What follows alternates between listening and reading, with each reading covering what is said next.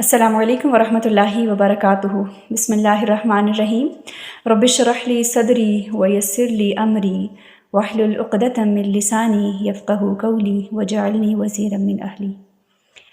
Welcome to another episode of دورہ قرآن part 2۔ انشاءاللہ ہم سب سے پہلے آج دیکھیں گے، اپنا جائزہ لیں گے کہ میرے دن کا، ہفتے کا، مہینے کا کتنا حصہ قرآن فہمی میں گزرتا ہے۔ قرآن کا حفظ کرنا بہت بڑی سعادت کی بات ہے، لیکن اس سے مقصد پورا نہیں ہوتا، یاد رکھیے۔ تجوید بہت اہم ہے، ٹیکسٹ جاننا بہت اہم ہے، لیکن اس سے بھی مقصد پورا نہیں ہوتا۔ اصل بات یہ ہے کہ قرآن کو سمجھنا بہت ضروری ہے تاکہ مقصد پورا ہو اور قرآن ہماری زندگیوں میں نظر بھی آئے۔ سفیان ابن عیینہ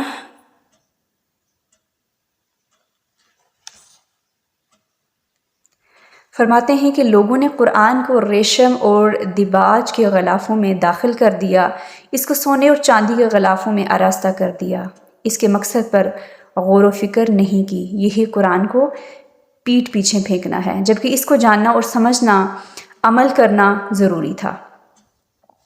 تو ہم نے قرآن کو اپنی زندگی کا مقصد بنانا ہے، ہمارا لائف میں نظر آنا چاہیے کہ یہ اہل قرآن ہے۔ اس کے لیے اس رسی کو مضبوطی سے پکڑنا ہوگا۔ سب سے پہلے طلب بڑھانی ہوگی اور اللہ تعالیٰ سے دعائیں کرنی ہوں گی۔ پھر اس کے بعد جادو کی بات آ جاتی ہے۔ دین کی اصل تعلیم کو جب انسان پیچھے ڈالتا ہے تو وہ دنیاوی چیزوں میں، چاہے وہ کسی سے حسد ہوا تو کسی کے اوپر جادو کروا دیا یا اس طرح کی چیزیں کرنا شروع ہو جاتا ہے، تو دین کی اصل تعلیم چھوڑ کر لوگوں نے کیا کیا؟ جادو کے لیے قرآن کو استعمال کر لیا، جبکہ قرآن جادو کے لیے نہیں تھا۔ ہم اپنے آپ سے ذرا سوال کریں کہ کیا قرآن اس لیے تھا؟ کسی کا وقتی نقصان ہو سکتا ہے، میں کسی کے اوپر جادو کروا لوں، کسی کا میں وقتی نقصان تو کر لوں گی، لیکن یاد رکھیے کہ زیادہ نقصان کس کا ہوگا؟ اپنی ذات کا ہوگا۔ میں بھی اس ٹائم کسی کو میں ڈپریشن میں ڈال رہی ہوں، کسی کے اوپر جادو کروا کے اس کی زندگی تباہ کرنے کی کوشش کر رہی ہوں، لیکن اس کا اللہ تعالیٰ کا وعدہ ہے کہ تم میرے ذمہ ڈال دو، اس کا جو بدلہ ہے وہ میں نے لینا ہے۔ تو آپ کو دنیا میں بھی اس کا نقصان اٹھانا پڑے گا اور آخرت میں بھی بہرحال اس کا نقصان ہے ہی ہے۔ لوگ حسد کی وجہ سے اکثر کیا کرتے ہیں کہ گھر توڑوانے کی کوشش کرتے ہیں، میاں بیوی میں پھوٹ ڈلوا دی، لوگ جادو کی وجہ سے آج ہم دیکھیں کہ کتنے ہی گھر برباد ہیں۔ ہمیں کسی کی خوشی برداشت ہم سے نہیں ہو سکتی، تو اس کے لیے کیا کریں گے؟ دوسروں میں پھوٹ ڈلوانے کے لیے جادو کی طرف جائیں گے۔ لیکن کوئی اگر ہمارے ساتھ غلط کرے گا تو بدلے میں کیا ہم بھی اس کے ساتھ غلط کریں گے؟ معاف کرنا سیکھیں اور اپنا معاملہ اللہ سبحانہ و تعالیٰ کے اوپر ڈالنا شروع کر دیں۔ جب ہم اپنا معاملہ اللہ کے سپرد کریں گے تو اللہ ہمیں کافی ہو جائے گا انشاءاللہ تعالیٰ۔ اوبویسلی چوٹ لگے تو درد ضرور ہوتا ہے، لیکن اس پر اجر بھی تو ہے نا، اگر ہم اس چیز کو سوچ لیں۔ کسی کی وجہ سے اگر مجھے تکلیف ہو رہی ہے لیکن میرے درجات کی بلندی بھی ہو رہی ہے، اللہ تعالیٰ اس کے بدلے میرے گناہوں کو بھی معاف کر رہا ہے۔ اور یاد رکھیے کہ تکالیف اور درد جو ہے وہ انسان کے دل کو نرم کر دیتے ہیں۔ جو کسی پر جادو کرے گا اس کا آخرت میں بھی کچھ حصہ نہیں۔ جادو سے بچنے کے لیے، اپنے آپ کو پروٹیکٹ کرنے کے لیے مختلف قسم کی دعائیں سکھائی گئی۔ صبح و شام کے اذکار جو ہیں ان میں دعائیں موجود ہیں، میں نے آپ کے ساتھ پہلے بھی ڈسکس کیا تھا، وَإِيَّاكَ نَسْتَعِينُ میں دعائیں موجود ہیں۔ تو کچھ ہونے سے پہلے بہتر ہے کہ ہم پہلے ہی پروٹیکشن میں آ جائیں، اپنے اوپر حفاظت کی جو ہے دعائیں پڑھ لیں۔ جادو کے اثرات سے بچنے کے لیے نظر کا دم ہے، مختلف بیماریوں کی وہاں پہ دعائیں موجود ہیں، ہم ان کو اپنی زندگی میں شامل کر لیں۔ اور یہ یاد رکھیے کہ اللہ کا ذکر جو ہے وہ انسان کے لیے ایک محفوظ قلعے کی طرح ہے، تو اگر ہم چاہتے ہیں کہ ہم محفوظ قلعے میں آئیں، پروٹیکشن میں رہیں، تو صبح و شام کے اذکار کو لازم پکڑ لیں۔ سو ڈو ذکر اینڈ بی کانفیڈنٹ۔ کوئی کچھ نہیں کر سکتا، اگر کچھ ہوتا بھی ہے تو اللہ تعالیٰ کی اذن سے ہو رہا ہے، رائٹ؟ پھر اس کے علاوہ ہمیں اللہ سبحانہ و تعالیٰ سے دنیا اور آخرت کی رسوائی سے بچنے کی دعا مانگنی چاہیے۔ اللہم احسن عاقبتنا فی الامور کلہا واجرنا من خزی الدنیا وعذاب الآخرہ، اور اپنا معاملہ اللہ کے سپرد کر دینا چاہیے۔ پھر دیکھیے کہ ہر چیز کائنات میں جتنے بھی چیزیں ہیں وہ اللہ تعالیٰ کا کہنا مانتی ہیں۔ ہم اپنے آپ سے سوال کریں، آپ اپنے آپ سے پوچھئے کہ کیا ہم اللہ کی ہر بات مانتے ہیں؟ علم آنے کے بعد خواہش نفس کی پیروی کرنی چاہیے یا نہیں کرنی چاہیے؟ مزید فرمایا آیا نمبر 121 میں، جن کو ہم نے کتاب دی وہ اس کی تلاوت کرتے ہیں جس طرح اس کا حق ہے، وہی لوگ اس پر ایمان لاتے ہیں، انکار کرنے والا خسارے میں ہے۔ تلاوت کا حق کیا ہے؟ صرف مخارج ٹھیک کر لینا نہیں، بلکہ اس کے جو محکمات ہیں ان کو سمجھنا، حلال کو حلال، حرام کو حرام جاننا، ان کے تمام احکامات پر عمل کرنا۔ ابراہیم علیہ السلام کی دعاؤں کا ذکر یہاں پہ آتا ہے کہ جب ابراہیم علیہ السلام بیت اللہ کی بنیادیں تیار کر رہے ہیں، اب وہ دیواریں کھڑی کر رہے ہیں، ساتھ ساتھ دعائیں مانگ رہے ہیں۔ یعنی مومن جو ہوتا ہے کہ وہ کام کرنے کے ساتھ ساتھ اس کی قبولیت کے لیے دعائیں بھی کرتا رہتا ہے، رائٹ؟ اب وہ کیا دعا مانگ رہے ہیں؟ وَإِذْ يَرْفَعُ إِبْرَاهِيمُ الْقَوَاعِدَ مِنَ الْبَيْتِ وَإِسْمَاعِيلُ رَبَّنَا تَقَبَّلْ مِنَّا إِنَّكَ أَنْتَ السَّمِيعُ الْعَلِيمُ کہ اللہ جو کر رہے ہیں قبول کر ہم سے، اور کیا مانگا؟ ان کے لیے انہی میں سے ایک رسول بھیج، اور وہ ان کے سامنے تیری آیت تلاوت کرے اور کتاب کی تعلیم دے اور انہیں پاک کرے۔ ہم کیا مانگتے ہیں؟ اگر ہمیں اولاد چاہیے تو کیوں چاہیے؟ ہم اگر اللہ سے مانگیں گے تو بچوں کی شادی ہو جائے، ان کی آگے اولاد نسلیں میں جو ہے پروان چڑھیں، شادی مانگیں گے، کاروبار مانگیں گے، ان کی ڈگری اچھی ہو جائے، فلاں ڈاکٹر بن جائے، یہ ساری چیزیں ہم مانگیں گے۔ جبکہ ابراہیم علیہ السلام نے اولاد کے مستقبل کی بھی فکر کی۔ ہم اولاد کی آخرت کے بارے میں کتنا سوچتے ہیں؟ ان کی آخرت کی ہمیں کتنی فکر لگی ہوئی ہے؟ اگر ہماری اپنے معاملات ہمارے ٹھیک ہیں تو ہم اولاد کی بھی آبویسلی فکر کریں گے۔ پھر صبغت اللہ، اللہ کا رنگ، وہ کیسا رنگ ہے؟ یعنی اللہ کا رنگ، اللہ کا دین اپنا لو۔ اللہ کے دین سے خوبصورت دین کوئی ہو ہی نہیں سکتا۔ Then should be your identity. کوئی پوچھے کلیئر کہہ دیں ہم مسلمان ہیں، دین ہماری آئیڈینٹی ہے، پراؤڈلی کہیں، یہ نہیں کہ کسی بھی کنٹری میں جا رہے ہیں اپنے دین کو چھپانا پڑ رہا ہے کیونکہ ہر جگہ مسلمانوں کی بے عزتی ہوتی ہے اس وجہ سے۔ No, then should be your topmost priority, right? مزید فرمایا آیا نمبر 141 میں، تِلْکَ أُمَّةٌ قَدْ خَلَتْ لَهَا مَا كَسَبَتْ وَلَكُمْ مَا كَسَبْتُمْ۔ یہ آیا 2 دفعہ رپیٹ ہوئی ہے، بہت ہی امپورٹنٹ آیا۔ ہر انسان اپنے جو ہے عمل کا جواب دے، ذمہ دار خود ہے، دوسرے کے عمل کا اس سے سوال نہیں کیا جائے گا۔ اکثر ہم کہتے ہیں نا، میری وجہ سے یہ چیز چھوڑ دو، میں اس کا کل آنسر کر دوں گی، میں یہ کر دوں گی، آپ یہ کام ابھی مت کریں، ابھی نماز مت پڑھیں، ابھی یہ مت سیکھیں، ابھی یہ ٹائم اس چیز میں مت لگائیں۔ تو کیا کہا جا رہا ہے کہ تم اپنے عمل کے خود ذمہ دار ہو۔ قیامت والے دن کوئی کسی دوسرے کا بوجھ نہیں اٹھائے گا، ہر ایک سے اس کے عمل کے بارے میں سوال کیا جائے گا۔ اب یہاں پر ہمارا پارہ نمبر 1 مکمل ہوتا ہے الحمدللہ۔ اب ہم یہاں سے کوئک ایکشن پوائنٹس نوٹ کریں گے کہ ہم نے اس بارے میں کیا سیکھا۔ تو سب سے گزارش ہے کہ ایٹ لیسٹ 3، زیادہ نہیں تو 3 ایکشن پوائنٹس جو بھی آپ نے پارہ نمبر 1 سے سیکھے ان کو اپنی ڈائری میں نوٹ کیجیے اور ان کو ڈیلی بیسس پہ اپنی روٹین کا حصہ بنائیے اور ان پہ عمل کرنے کی کوشش کیجیے۔ فار ایگزامپل، ہم نے سیکھا کہ خیر سے خیر نکلتی ہے، ایک خیر بہت ساری اور خیر کا دروازہ کھول دیتی ہے۔ ہدایت کی دعا مانگنی ہے ہم نے۔ حضرت یعقوب علیہ السلام نے اولاد سے عہد لیا اور ان سے سوال کیا، اللہ تعالیٰ سے دعا مانگی، اولاد سے کوشچن کیا کہ تم میرے بعد کس کی پیروی کرو گے؟ ہم بھی اپنی اولادوں سے سوال کریں۔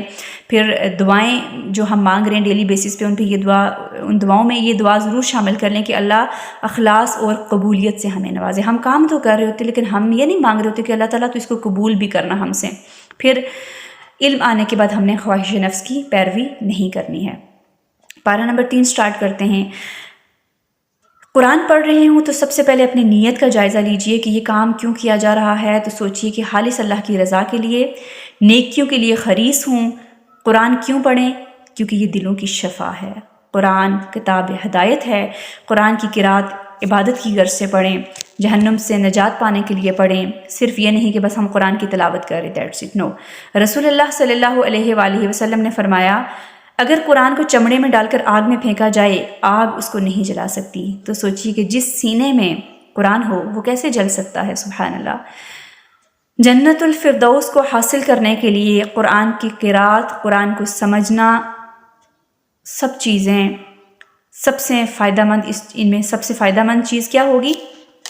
وہ اس کی ڈیپتھ انڈرسٹینڈنگ، کیونکہ اونلی قرات کر کے یا اس کے مخارج سیکھ کے، رولز سیکھ کے ہمیں تو نہیں پتہ قرآن کے اندر اللہ سبحانہ و تعالیٰ ہم سے کیا فرما رہے ہیں۔ جب تک اس کی ڈیپتھ انڈرسٹینڈنگ، اس پہ تدبر نہیں کیا جائے گا تو تدبر میں اپنے آپ کو آگے بڑھانا ہے۔ تو آئیے ہم اب دوسرے پارے کا آغاز کرتے ہیں۔ بسم اللہ الرحمن الرحیم سیقول السفہاء من الناس ما ولاہم عن قبلتہم التی کانوا علیہا قل للہ المشرق والمغرب یہدی من یشاء الی صراط مستقیم۔ فرمایا جلد ہی بے وقوف لوگ سوال کریں گے ان مسلمانوں کو کہ ان کو ان کے قبلے سے کس چیز نے پھیر دیا۔ فرمایا مشرق اور مغرب صرف اللہ ہی کے لیے ہیں۔ اصل چیز کیا ہے؟ اللہ کے حکم کی فرما برداری کرنا۔ ہم دیکھیں کہ ہم اللہ سبحانہ و تعالیٰ کے تمام احکامات کی فرما برداری کر رہے ہیں۔ عبادت میں اصل چیز کیا ہے؟ اللہ تعالیٰ کی عبادت کرنا۔ فرمایا کہ ایک سوال یہاں لوگ اللہ کے فیصلے پر اعتراض کر رہے ہیں، دیکھیے تو کیا لوگ آپ پر اعتراض نہیں کریں گے؟ یہاں پہ اللہ کے حکم پہ اعتراض کیا جا رہا ہے کہ ان کے قبلے سے ان کو کس نے پھیرا، تو کیا ہم کوئی بات کہیں گے ہماری بات فوراً مان لی جائے گی؟ کوئی ہماری باتوں پر اعتراض نہیں کرے گا؟ کیا لوگ آپ کی باتوں پر اعتراض نہیں کریں گے؟ کریں گے۔ ایسے میں کیا کریں؟ ایسی باتوں کی طرف قطعاً توجہ مت دیجیے۔ ہمیں اپنے کام کرتے چلے جانا ہے، ہمیں اپنی زندگی پر خود مطمئن ہو کر اپنا کام کرتے چلے جانا ہے، سیٹسفائی ہو کے کہ یہ جو میں کام کر رہی ہوں پہلے 100% شیور کہ یہ ٹھیک ہے، اگر ٹھیک ہوگا تو ہم سیٹسفائی بھی ہوں گے۔ اصل بات یہ ہے کہ ہم احسن عمل کریں، کوئی کچھ بھی معاملہ کرے ہم نے احسن عمل کے ساتھ کام لینا ہے، چاہے حالات اور موسم کیسے بھی ہوں، احسن عمل سے کام لینا ہے۔ اب احسن عمل کیا ہے؟ اخلاص اور نبی کریم صلی اللہ علیہ وسلم کا اتباع ہم نے کرنا ہے۔ سبق ہم نے کیا سیکھا؟ تبدیلی کا حکم ہو، حکم مان لینا چاہیے۔ یہاں نماز کو ایمان کہا گیا ہے، سبحان اللہ، کیونکہ لوگوں کو خیال آیا کہ جو نمازیں ہم نے دوسرے قبلے کی طرف منہ کر کے پڑھی تھی وہ ضائع نہ ہو جائیں، تو فرمایا نہیں، وہ ضائع نہیں ہوں گی۔ اللہ ماں سے بڑھ کر بندے پر رحم کرنے والا ہے، سبحان اللہ۔ فرمایا علم آنے کے بعد خواہشات کی پیروی کرنا اپنی جان پر ظلم کرنا ہے۔ علم آ گیا، اب جو جہل تھا وہ چلا جانا چاہیے، وہ چھوڑ دینا چاہیے، وہ شرع صدر ہو جانا چاہیے، مستقل مزاجی ہو جانی چاہیے۔ علم آنے کے بعد حق چھپانا بہت بڑا ظلم ہے۔ اگر ہمارے پاس کسی بھی قسم کا نالج ہے، ہم سے کوئی کوشچن کرتا ہے تو ہمیں چاہیے کہ ہم اس کو آنسر کریں۔ فرمایا کہ علم چھپانے والے کو قیامت کے دن آگ کی لگام میں سے ایک لگام لگائی جائے گی۔ ہر انسان کی زندگی کا ایک سینٹر آف لائف ہے۔ سوچئے ہماری زندگی کا سینٹر آف لائف کیا ہے؟ جب ہم فارغ ہوتے ہیں، تھکاوٹ دور کرنا چاہتے ہیں تو ہم کیا کرتے ہیں؟ کس طرف رجوع کرنے کی کوشش کرتے ہیں؟ سیل فون اٹھاتے ہیں، اسکرین دیکھتے ہیں۔ پہلے سیر کرنے کے لیے کہیں جانا پڑتا تھا، گھر سے باہر نکلنا پڑتا تھا، دوسری کنٹری جانا پڑتا تھا، لیکن اب انسان بستر پہ لیٹے لیٹے سیر کر سکتا ہے۔ کس طرح سے؟ کیونکہ جس کے ہاتھ میں سیل فون ہے وہ گھر لیٹے شاپنگ بھی کرے گا، وہ گھر میں ہے لیکن ہے بازار میں، وہ ہے بستر میں لیکن وہ سیر کر رہا ہے آل اوور دا ورلڈ، ٹھیک ہے؟ سوال ہم اپنے آپ سے کریں کہ فارغ وقت میں کیا کرتی ہوں؟ فارغ وقت میں کیا کرتی ہوں؟ مومن کو نیکی کی طرف دوڑتے چلے جانا یہ چاہیے۔ فارغ وقت ہے، فوراً سے سوچیں یہاں اس ٹائم میں کوئی نیکی کا کام کر سکتی ہوں، میں اللہ کے دین کی خدمت کے لیے کوئی وقت صرف کر سکتی ہوں، میں اللہ کے جو ہے دین کو سیکھ سکتی ہوں، تو اپنے وقت کو اللہ کے دین کے لیے لگانا ہے۔ پھر دیکھیے کہ آپ کی زندگی میں سب سے اہم چیز کیا ہے جس پر آپ وقت لگا رہے ہیں۔ کی ورڈ ہم یاد رکھیں کہ فاستبقوا الخیرات، نیکیوں کی طرف ہم سب نے دوڑ لگانی ہے۔ ایمان والوں کو ڈر صرف کس کا ہونا چاہیے؟ اللہ تعالیٰ کا ہونا چاہیے۔ یعنی نماز کا وقت آئے لوگوں سے مت ڈریں، کوئی کیا کہے گا، فلاں کیا کہے گا۔ نماز کا وقت آئے فوراً اٹھیں، اللہ تعالیٰ کی پکار پہ فوراً اٹھیں اور لبیک کہیں۔ حجاب کی بات آئے، سچ کی بات آئے، سچ بولنے کی بات آئے، فوراً سے لبیک کہیں، سچ بولیں۔ ہر کام صرف اور صرف اللہ کے ڈر سے کریں، شوہر نہیں، معاشرہ نہیں، لوگ نہیں، مہمان نہیں، صرف اور صرف اللہ تعالیٰ۔ پھر فرمایا کہ ذکر کی جو بہترین شکل ہے وہ نماز ہے۔ فرمایا صبر، نماز سے مدد طلب کرو۔ 3 چیزیں یاد رکھنی ہیں، ذکر، شکر اور صبر۔ ذکر کیا ہے؟ اللہ تعالیٰ کی یاد ہے۔ شکر کیا ہے؟ محبت کا رویہ ہے۔ اللہ تعالیٰ سے کیا ہے؟ یعنی ہم کچھ بھی ہے ہم جو ہے شکر کریں، اللہ تعالیٰ سے محبت کا جو ہے ہم رویہ شو کریں۔ اور صبر کیا ہے؟ مشکلات آئی ہم نے فوراً سے صبر کیا، یعنی کہ چوٹ لگی کہیں پہ بھی پہلے آہ کی اور پھر صبر، یہ صبر نہیں ہے۔ چوٹ آئی فوراً سے حسبی اللہ لا الہ الا اللہ، اللہ اکبر، انا للہ و انا الیہ راجعون، یعنی سب سے پہلے اپنے اللہ کو یاد کرنا۔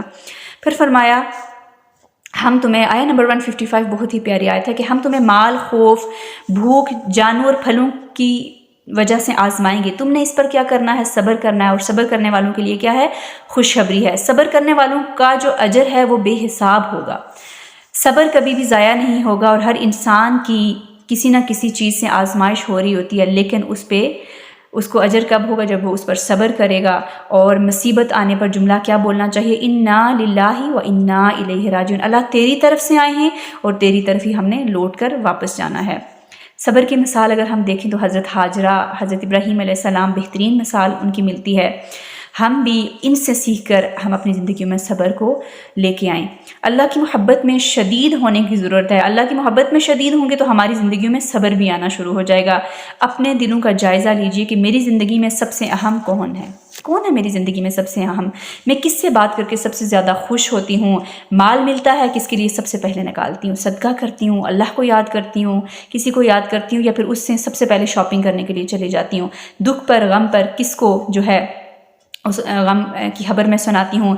پھر جس سے محبت ہو انسان سب کچھ اس کے لیے قربان کرتا ہے۔ اگر اللہ ہماری ٹاپ موسٹ پرائرٹی ہوگا، اگر اللہ ہماری محبت ہوگا تو سب سے پہلے ہم کس کے ساتھ شیئر کریں گے؟ اللہ تعالیٰ کے ساتھ۔ اللہ کی محبت انسان کے ہر کام میں نظر آنے لگتی ہے، پھر وہ اللہ کی رضا کو حاصل کرنے کا حریص ہو جاتا ہے، وہ اپنے وقت کو اللہ تعالیٰ کے لیے لگاتا ہے، وہ اللہ کے فیصلوں پر راضی ہو جاتا ہے، اس کو اللہ سے ملنے کا شوق لگ جاتا ہے، وہ تنہائیوں کو پسند کرتا ہے، اس کے دل سے دنیا کی محبت نکل جاتی ہے۔ قیامت کے دن سب جو ہے انسان ایک دوسرے سے بیزار ہو جائیں گے، جن سے ہم دنیا میں محبت کرتے تھے، جن کی وجہ سے ہم فرائض کو چھوڑ دیتے تھے، وہ ہم سے بیزار ہو جائیں گے۔ تو ہم دیکھیں کہ آج ہم کس کے لیے قربانی کرنا چاہتے ہیں؟ اللہ کے لیے قربانی کریں گے، دنیا اور آخرت میں زندہ رہیں گے، لیکن لوگوں کے لیے اگر جئیں گے انہی کے ہاتھوں سے ہم ٹوٹیں گے۔ اگر سورۃ البقرہ کی ہم بات کریں تو حضرت عمر کی بہترین مثال ہے کہ حضرت عمر نے 12 سال میں سورۃ البقرہ سیکھی اور مکمل ہونے پر اونٹ ذبح کر کے خوشی کا اظہار کیا۔ ہم سوچیں کہ ہم کتنا وقت جو ہے قرآن کو سیکھنے میں، چلے سورۃ البقرہ کو ہی سیکھنے میں لگاتے ہیں، ہمیں تو جلدی ہوتی ہے کہ بس ہم اس کو ختم کر دیں۔ تو اس کے لیے ہم نے اپنی زندگیاں لگانی ہیں، محنت کرنی ہے، صرف اس کا ٹیکسٹ نہیں بلکہ اس کے فہم، اس کے تدبر میں بھی جانا ہے۔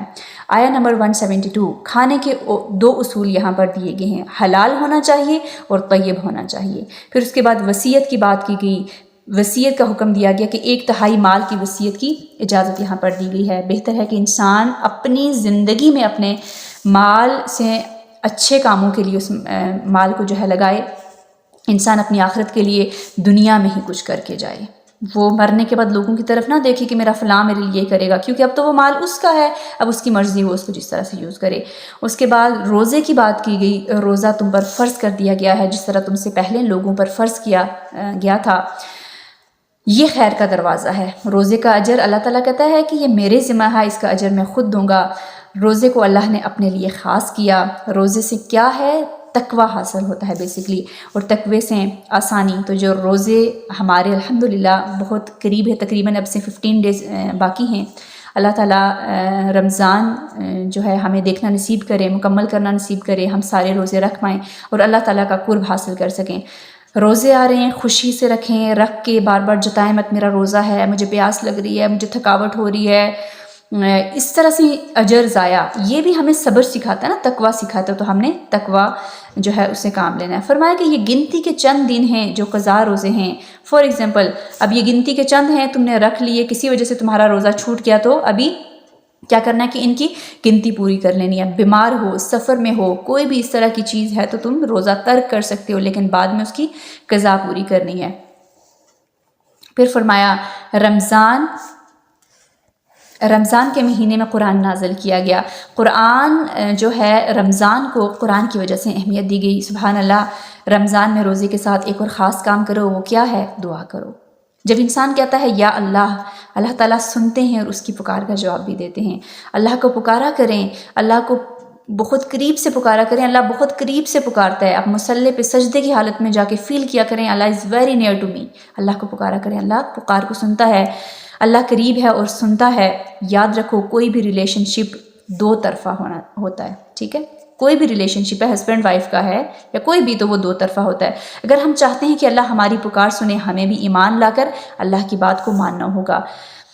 فرمایا وَإِذَا سَأَلَكَ عِبَادِي أَنِّي فَإِنِّي قَرِيبٌ أُجِيبُ دَعْوَةَ الدَّاعِ إِذَا دَعَانِ فَلْيَسْتَجِيبُوا لِي وَلْيُؤْمِنُوا بِي لَعَلَّهُمْ يَرْشُدُونَ۔ ہم اکثر کہتے ہیں بلکہ بار بار کہتے ہیں کہ میری دعائیں قبول نہیں ہوتی. ہم اللہ کی کیا ہر بات مانتے ہیں؟ ذرا سوچئے. پھر شکوہ کیسا؟ گناہ اللہ اور بندے کے درمیان رکاوٹ بن جاتا ہے. اللہ چاہتا ہے بندہ کچھ عرصہ اور مشکل میں رہے، اس کو ریالائز ہو، وہ مانگتا رہے، وہ میری طرف لوٹے، پھر میں اس کو معاف کروں گا، پھر میں اس کو عطا کروں گا. ہم ڈاؤن ہونا شروع ہو جاتے ہیں، میری تو اللہ سنتا ہی نہیں ہے، میری تو دعائیں قبول نہیں ہوتی ہیں. ایسا نہیں کرنا چاہیے. ہر حال میں اللہ تعالیٰ کا شکر ادا کرنا چاہیے اور اللہ تعالیٰ سے مانگتے رہنا چاہیے. فرمایا 3 آدمیوں کی دعا رد نہیں ہوتی، اس میں سے ایک روزہ دار ہے. تو روزے کی حالت میں انسان اللہ کے زیادہ قریب ہوتا ہے، افطاری کے وقت زیادہ قریب ہوتا ہے، اللہ تعالیٰ اس ٹائم دعائیں قبول کر رہا ہوتا ہے. تو روزے کی حالت میں اللہ تعالیٰ سے زیادہ دعائیں مانگنی، بلکہ ایک دعاؤں کی لسٹ بنا لیا کریں اور پھر ان کو مانگنا شروع کیا کریں. مزید فرمایا 187 میں لباس کی اہمیت کے حوالے سے بات کی گئی کہ شوہر بیوی کے رشتے کو لباس کہا گیا ہے. یہاں پر جس طرح لباس جسم کو ڈھانپتا ہے، اسی طرح شوہر اور بیوی کو چاہیے کہ ایک دوسرے کے راز دوسروں کو مت بتائیں. عاجزانہ درخواست ہے سب سے، کی پوائنٹ یاد رکھیں، ایک دوسرے کا لباس بن کر رہو، ایک دوسرے کی فکر کرو، دوسرے کے لیے جینا سیکھو. آپ دوسرے کا لباس ہیں، دوسرے کی عزت کریں، دوسروں کو عزت دیں، دوسرے کا خیال رکھیں. لباس بن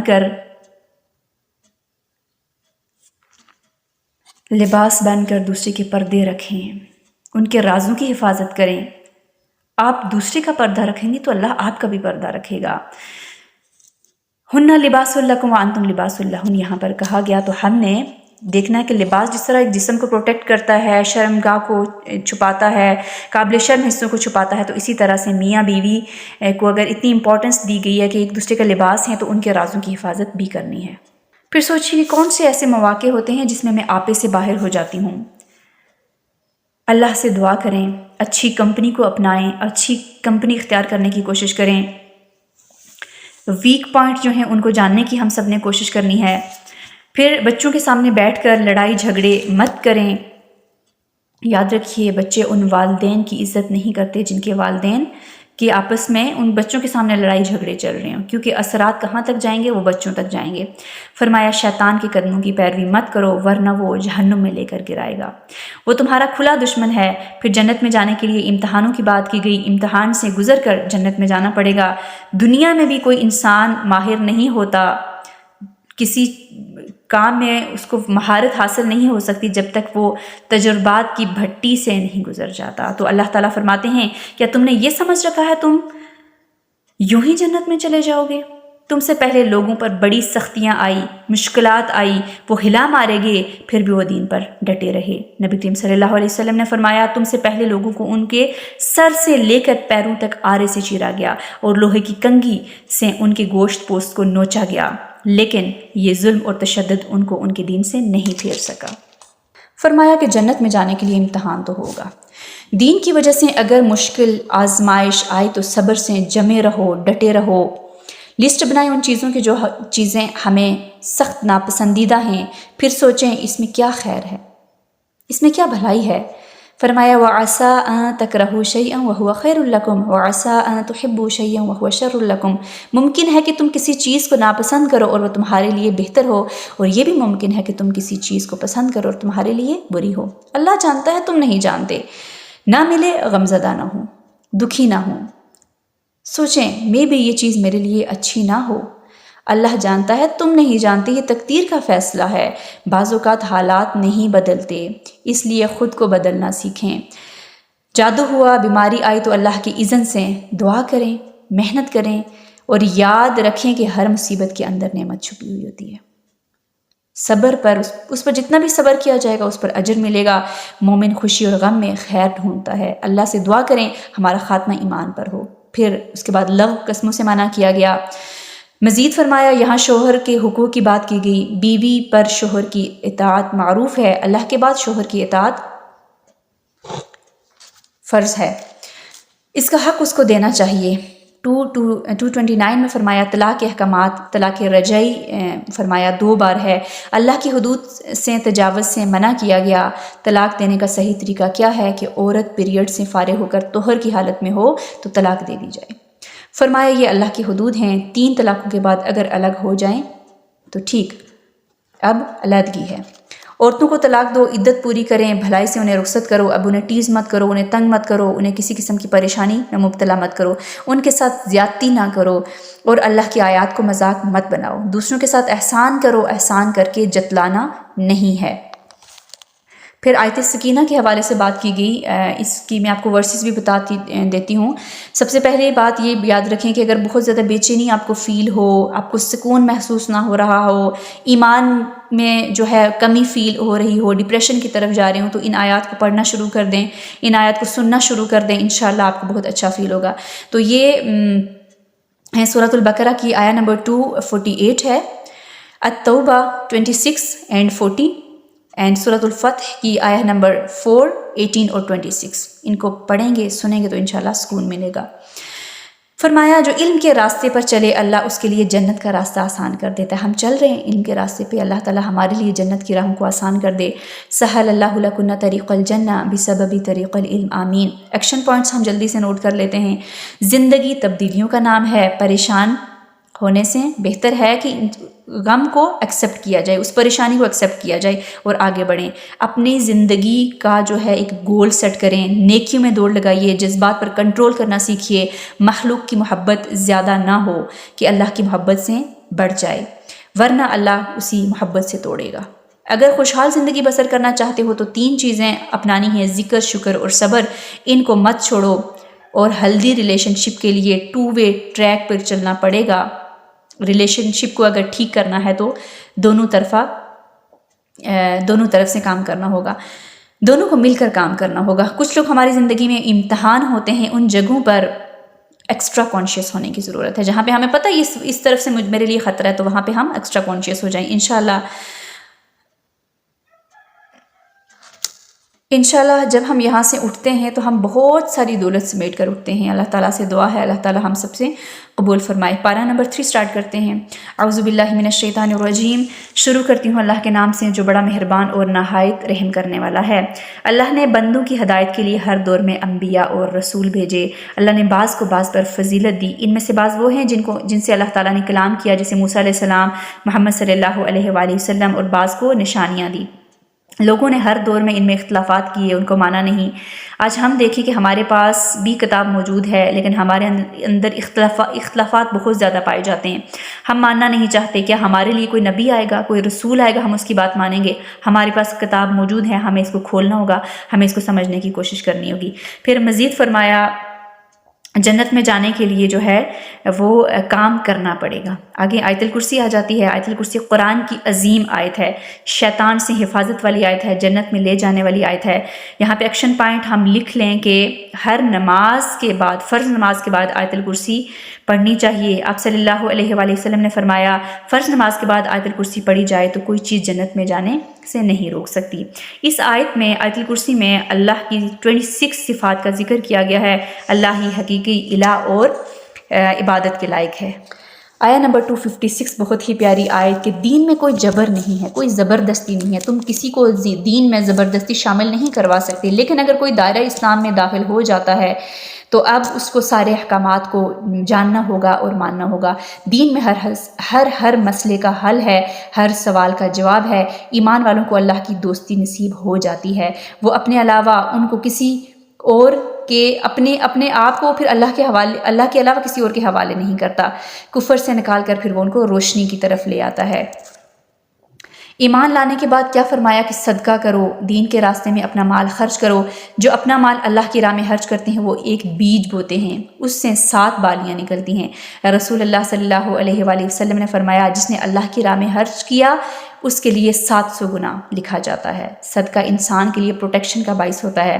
صدقہ کریں، اللہ کا نام بلند کرنے کے لیے صدقہ کریں، اللہ کے دین کا نام بلند کرنے کے لیے صدقہ کریں، اس لیے اسی سے انشاءاللہ دین کی ترقی ہوگی۔ جیسا خرچ کریں گے دنیا میں بھی ویسا اس سے بڑھ کر ملے گا، اور آخرت میں بھی بڑھ کر 700 گنا سے بھی زیادہ بہتر ملے گا۔